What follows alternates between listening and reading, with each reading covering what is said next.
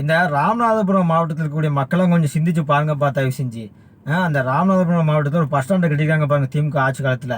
அந்த பஸ் ஸ்டாண்டுக்கு என்ன பேர் வச்சுருக்காங்க பார்த்தீங்களா? முன்னாள் முதல்வர் கருணாநிதி அவர்களுடைய பேரை வச்சுருக்காங்க. அந்த ராமநாதபுரம் மாவட்டம் அப்படிங்கிறது எவ்வளோத்துக்கு பார்த்தீங்கன்னா வரலாற்று சிறப்புமிக்க மாவட்டம். அந்த மாவட்டத்தில் வந்து சுதந்திரத்துக்காக பாடுபட்ட பல்வேறு தேசிய தலைவர்கள் பார்த்தீங்கன்னா அந்த மாவட்டத்தில் பிறந்திருக்காங்க. அந்த மாவட்டம் அப்படிங்கிறது ஒரு ஆன்மீகத்துக்கும் பேர் போன ஒரு மாவட்டம். அந்த மாவட்டத்தில் வந்து கட்டப்பட்ட ஒரு பஸ் ஸ்டாண்டுக்கு அந்த மாவட்டத்தில் உள்ள தேசிய தலைவர்களுடைய பெயரை வைக்கலாம், அல்லது ஆன்மீகத்துக்கு பேர் போன அந்த ராமநாத சுவாமி கோயில் அந்த பெயரை கூட வைக்கலாம். ஆனால் அதெல்லாம் விட்டுட்டு முன்னாள் முதல்வர் கருணாநிதி அவர்களோட பேர் வச்சுருக்காங்க பாருங்கள். என்னமோ இவங்க பார்த்தீங்கன்னா அவங்களுடைய கை காசை போட்டு இந்த பஸ் ஸ்டாண்டு கட்டின மாதிரி அவருடைய பேர் வச்சுருக்காங்க பாருங்கள். மக்களோட வரிப்பணத்தில் கட்டியிருக்காங்க.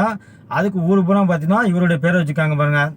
இதே மாதிரி தான் ஆந்திராவிலையும் ஜெகன்மோகன் ரெட்டிங்கிற ஒருத்தர் ஆட்சி பண்ணிட்டு அதுக்கு முன்னாடி அவரும் இப்படி தான் ஒய்எஸ்ஆர் ராஜசேகர் ரெட்டினா இவரோட அப்பாவோட பேரை பார்த்தீங்கன்னா எல்லா இடத்துக்கும் வச்சுருந்தாரு.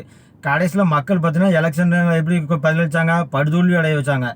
அதே மாதிரி தான் 2026 பார்த்தீங்கன்னா இந்த ராமநாதபுரத்தில் இருக்கக்கூடிய மக்கள் எந்த சமுதாய மக்களாக இருந்தாலும் சரி இந்த திமுகவுக்கு எதிராக பார்த்தீங்கன்னா வாக்களிக்கணும். இல்லை அப்படின்னு பார்த்தீங்கன்னா தமிழ்நாடு முழுவதும் இவருடைய பேர் தான் பார்த்தீங்கன்னா வைப்பாங்க.